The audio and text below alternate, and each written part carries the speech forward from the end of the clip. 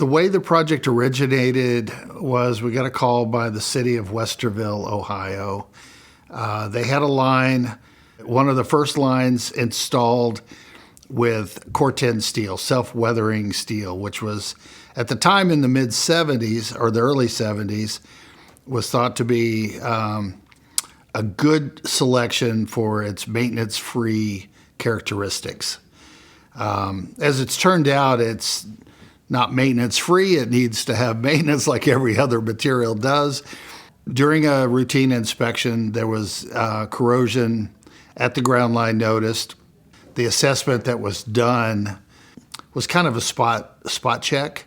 Once we started excavating the structures, it was actually a little worse condition. Once we got down below grade and got 360 degrees around the circumference of the pole, the corrosion was actually a little worse than what was anticipated.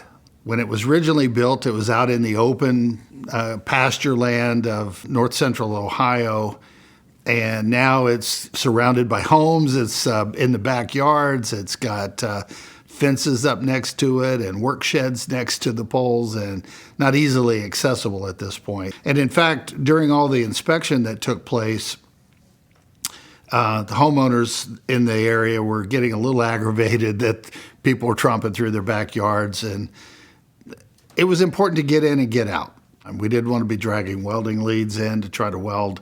Obviously, we could have welded plates around these things, but it would have taken a lot of time.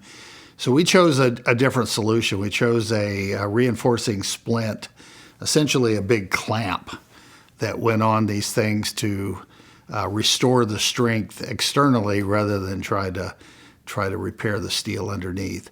We were also told that the utility was going to plan on rebuilding the line in the near future. So they didn't want a 30-year solution. They wanted a 5 to 10-year solution. And so that's what we developed.